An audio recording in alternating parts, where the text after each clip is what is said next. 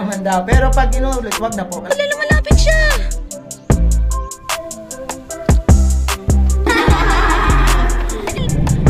Oh gosh. Oh, thank you. Hi. Good morning. Nandito kami sa Albay Park Wildlife, Subugtol, Legazpi City, Albay. Last day dito sa Bicol.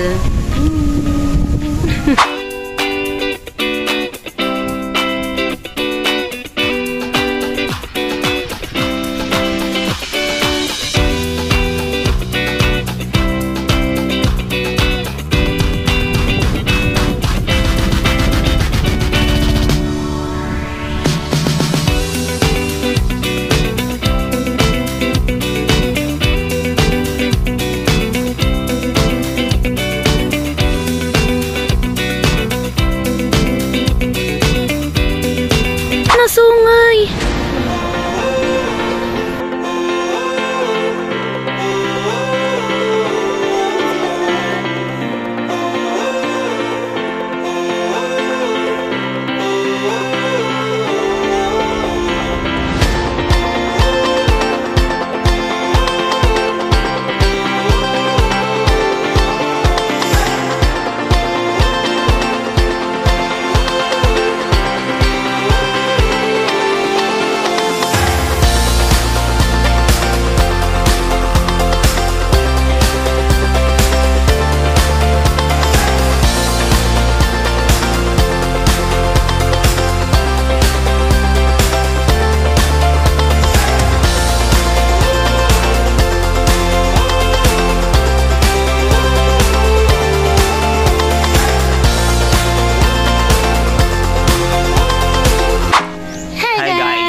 Welcome back to my channel, and for today's video, nandito tayo sa Albay Park and Wildlife. So, Wildlife. So, nandito na tayo sa loob. Papakita ko sa inyo kung ano yung mga pwedeng makita nyo dito para in case na maggala kayo sa Bicol. Bicol pa rin ba? Yes, Legazpi. Yes. Pwede nyo siyang puntahan, lalo na kung may mga kids kayong kasama. Ang entrance fee po natin for adult is 50 pesos. Para sa mga kids is 30 pesos. And ang parking lot po is 20 pesos po yun. Ang vehicle namin is 4 wheels po. Bali sa mga motor siguro mas mababa. So yun guys, ikutin na natin to. Let's go! Oh, tignan nyo guys. There's a monkey. Monkey, monkey. Uy, yun, unggoy, ang laki. Monkey, monkey. Pamalag. Nice. Musa. Guys, may musa.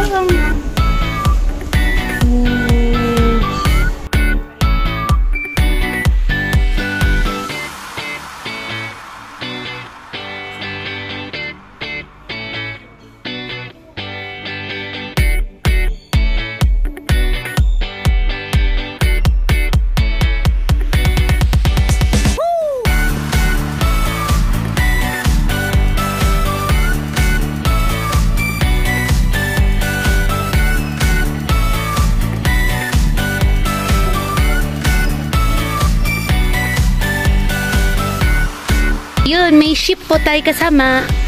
Si Jake. Nakakita ka na sheep?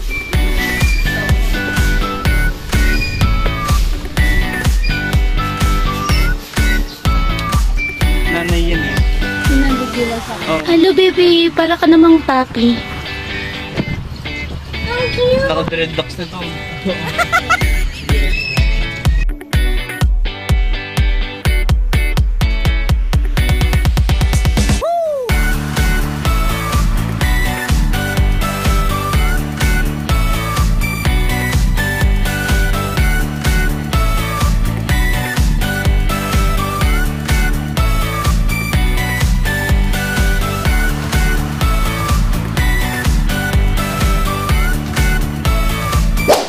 Kunwari tour guide. Dito po ang white-breasted sea eagle.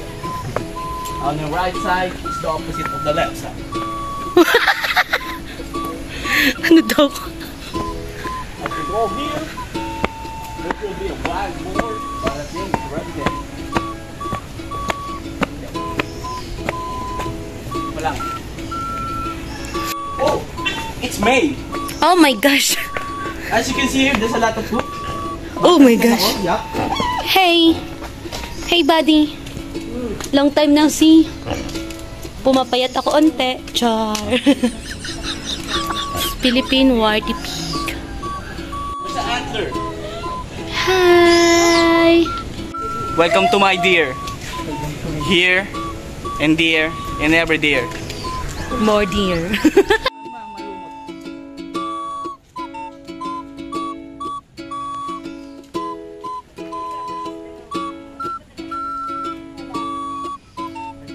Punta natin to guys kasi malayo pa lang nakikita ko na yung kulay ng ulo niya. Kahit sobrang putik. Hey!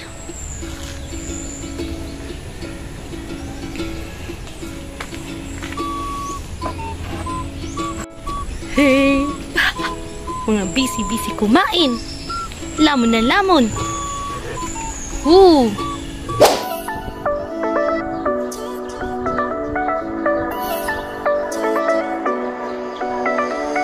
Sugatan nyo guys.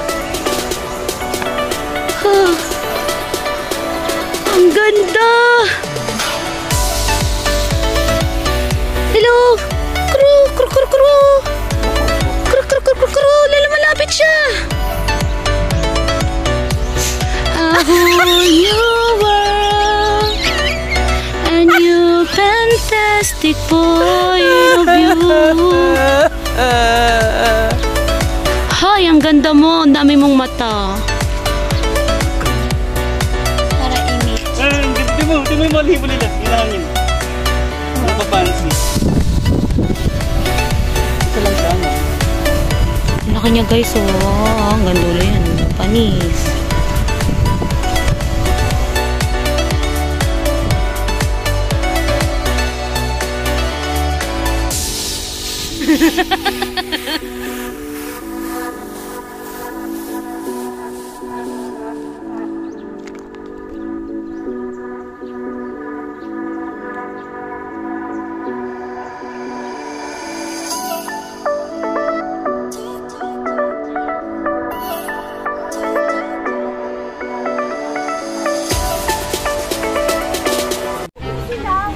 Dinosaurs.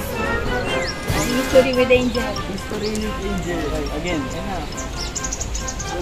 Alam niyo ba na nung may dinosaur pa is nabubuhay na sila?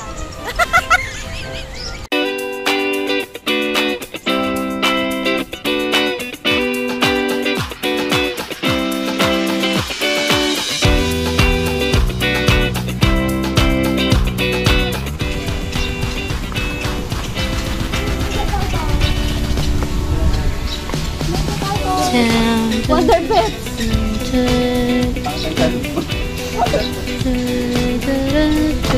Yung isa na umaakit niya. Ba't may ibon dun? Hindi naman snack.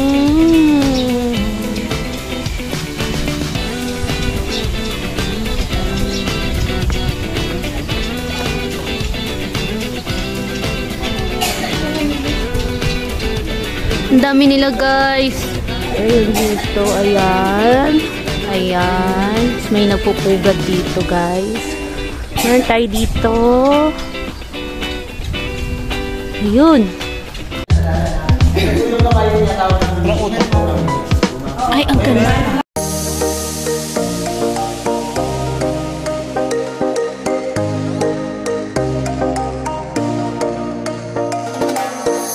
Sabihin po niya, nag-ihip ng hangin kapag sa Tagalog mo. Sinabi ko na nga sa kanila eh. Kasi po ma'am, Sera, kapag nasa loob po tayo ng kuweba, para tayong initan ng hangin. Libre air po, natural po. Nice! Anong pangalan mo, kuya? Gabriel po, Gabriel. Gusto ko yan. Pasok, may papahirap po ako sa inyong flashlight kasi brand out. Ay, may kurente na. Oh, very good. Kasi po ma'am, alam niyo po ma'am, yung cave may ilaw talaga yan. Kaso hanggang second po pinulan ng kuweba. Pagpunta ng third, tsaka fourth, wala na pong ilaw. Kaya ito ma'am, may dala akong flashlight, ipapahirap ko po. Mukha mo. Labas mo ma'am yung, hindi ulo yung mukha. Kasi pang ulo, ito sa akin. Sige, labas mo po yung mukha niya.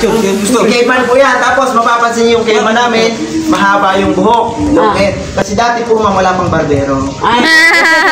Ganyan ako dati. Pwede rin. Kung gusto niyo maging si Tarzan, pwede rin. Yan yung ginagamit ni Tarzan. Yung bagay na yun. Ako si Tarzan! Lapit ko din! Oh! Uy!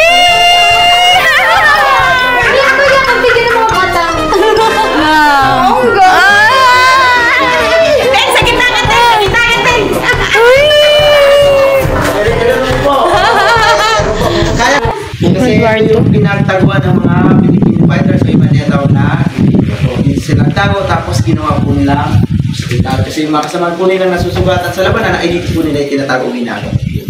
Tapos, alam niyo po sir, mga dati, yung entrance talaga ng kuweba, isa lang po. Pero yung nag-iisang entrance ay natural po yun. Kasi ito po ma'am, man-made na po yan. Opening man-made po yan. Yung original niya? Yung original po ma'am niya, ito nasa taas. So, dito dumadaan yung mga guerrilla o yung mga Filipino fighters para makababa dito sa loob ng kuweba. Ang hirap. Ang gamit po nila ay yung kawayang hagdan.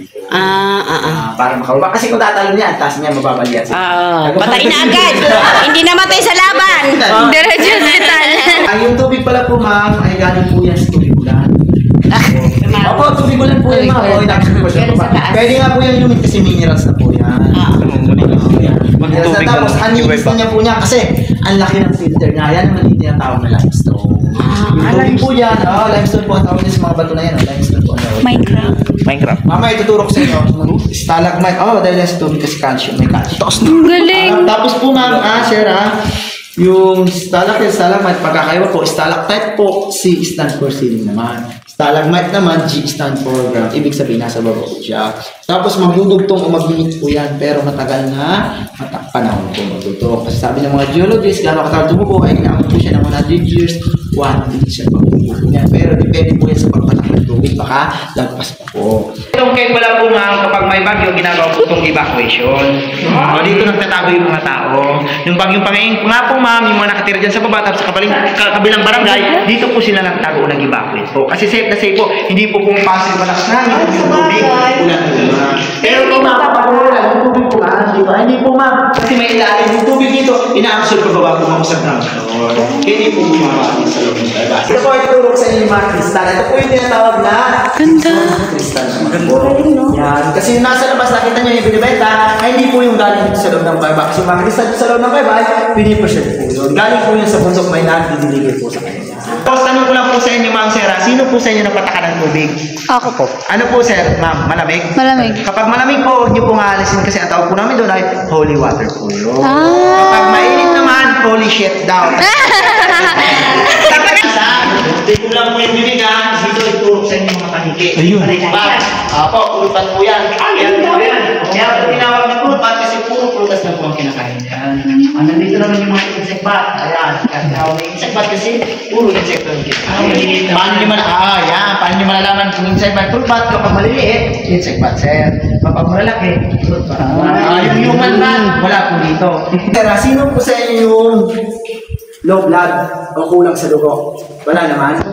Akala ko kasi may low blood kasi pagkagating mo po kayo dito sa rock formation na Ampalaya. Kaya gamot po ito sa kulang sa dugo. Ako matibay po yung Ampalaya. Hindi, wag lang po baka ngipin. Sige. Makapagnaon ko kayo kung yan yung bato, makapagnaon sa yung ulo kasi bato hindi kumalata ang tigas ng ulo. Ito yung stalactite po dito. Dito naman mapapansin yung pupunan yung stalactite. May nanakaw po niya. Ay, nga, putol. Ang ginamit po nila dito pagputol, kaya pantay na pantay, ay lagaan sa baka. Kasi pag pinapuk nila po yan, malulubo. Kasi mapapansin mo yung original. Matulis talaga. Pero paano nila pantay na yan? Sige, diretso po tayo. Ito naman po ba, nakita niyo po itong pula to. Ito po ma'am, sa inyo palatandaan ng mga matanda na katalaga kapag nawawala po ng tubig, pumutok po yung bulkan mayon. Kasi konektado po sa bulkan mayon. Kasi yung bulkan po ma'am, sira, bago pumutok, absorb muna siya ng tubig.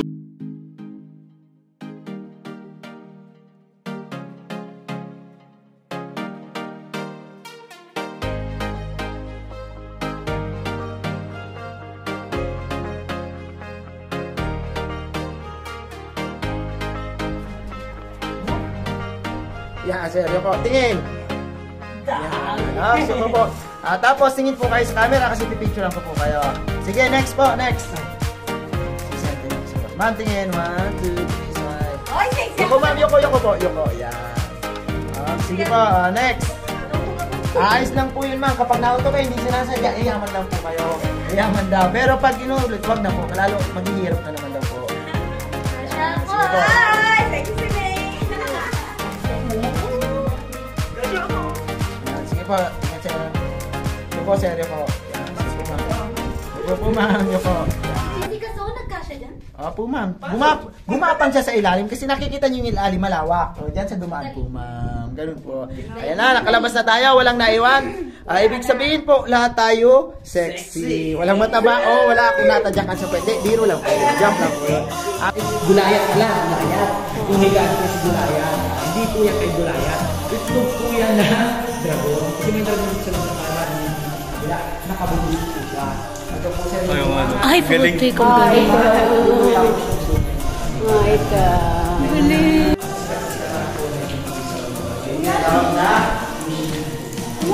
Wow, ang ganda. Sulit ba yun?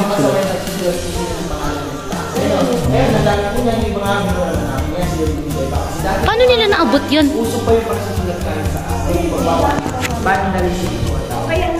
Kaya po, ma'am, sira sa mga lamig niya para naman iba. Ito pa kayo tinatawag ng Ay, ang ganda. Webes, pero sa amin po, marami itong nagulan. Kung kapatumukuha ko sila namin, tuloy po ay pinapainom po niya sa kasi naniniwala sila na kamay na Jesus ito. Kasi kanina may pinakita ko sa inyo, si Jesus nakatalikod, braso lang. Dito po naman yung kamay. Nakabless po na kayo kasi yung pag-bless po ay tanda ng pagdalaw ng pag-respeto. Yan po sa nagbabansa yun. Oo, hindi ka manunong ako itong bigyan. Sige, ito po mga salamat. Hindi po kumawakan. Kasi balik po natin sasama lang sa tubig. Ang galing, parang nakaganon. Para siya nakaganon, guys. Daan po ma'am sa pagmamano. Sige, manilalaksa, hindi na yung mano. Untog na po yun. Yung mga gulagan po pala ba, pupunta sila dito, maaga, alas 5 na umaga. Kasi pag tanghali hapon sila pumunta, alam nyo kung ano nakukuha nilang bawas na kasi marami na kumawak sa kamaan. Magre-reklamo na yung maalat. Mano daw na? Oo, mano po. Mano? Dahan-dahan lang po ma'am, kasi iba nilalaksan. Bukol kuha mo doon. Sige po.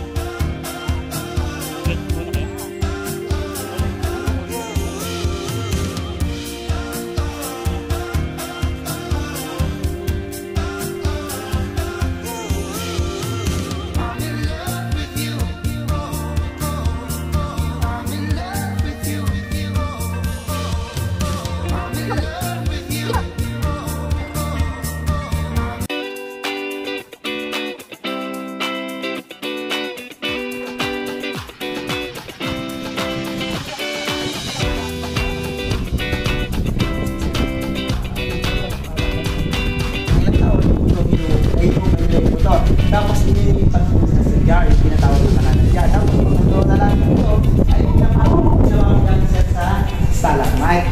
Kasi sa tagal ng panahon, yung stalactite, stalagmite magdudugtong. O, matatabunan yung jar. O, yung jar nandun yung buto ng tao, magpipusay po siya. Ganun po yung pamamara. May bangkay po dyan? Dati, maraming sumana po nga. Ito po. Kaya po to. Dito po, kinuha ko na hukay po yung mga battery jar, tapos fossil yung mga buto ng tao. Yung nagukay po dito, yung archaeology, si Francis Campos po. Tapos nagukay po dito, October 23, 1973 naman. Tapos yung mga nagukay po niya dito, ay dito na sa Sibanang Kamalig, tourism office, tapos nasa museum. Doon niyo po makikita. Pero may mga naibang po dito buto ng tao. May example? Kasi pag walang ebidensya, walang maniniwala na sementeryo po dati. Kaya dito yung ebidensya po. Ay, putik. Sabi na nga. Ito po yung ilaw. Yung jar, gusto niyo makita yan, yung mga jar yan, yung mga kalahati na lang kasi nabasag na. Kasi pinag-ukay nila. Yan, yung mga kalahati na yan. Ito po ito po. Yung mga buto pa lang ang mayroon po dito, yung mga Jacoban o yung tinatawag na taong pweba o yung mga kasapi sa Homo erectus kasi tayo Homo sapien lang. Ito po ma'am o yung tinatawag Ay, putik. Ayun na. femur. Femur po ang tawag po dyan. Tapos dito sa kabila, yung lips naman ng tao. Yan, isa na ako tapos. Lips naman po ng tao. Ano? Femur, tapos rib. O yung femur, yan po yung pinakamahaba natin buto, pinakamatigas pa. Yung femur. Yan. Tapos, nandito sa kabila yung bao. Skal. Ayan o. Bungo. Ayan o yung dito mama. Ayan. Ayaw So, nga. kalahati na lang po kasi pinagtitik-tik na ng mga archaeology o kinuha po nila. Tapos, sabi po nila ay nasa 700 to 800 BC pa daw po yung dito na yan. Yan. Paano nilalaman? Kasi kinarbonate na po yan nila. Tapos itong Kema naman po ma'am, sir, sabi ng mga geologists ay nasa 3,000 to 4,000 BC naman po yung tanda. Kung ganun katagal na. Oo, kasi world war. Ano siya eh. Oo, yan yung mga Homo sapiens, mga Homo tumira dito, yung ay Homo sapiens, yung Homo erectus ko yung mga tao.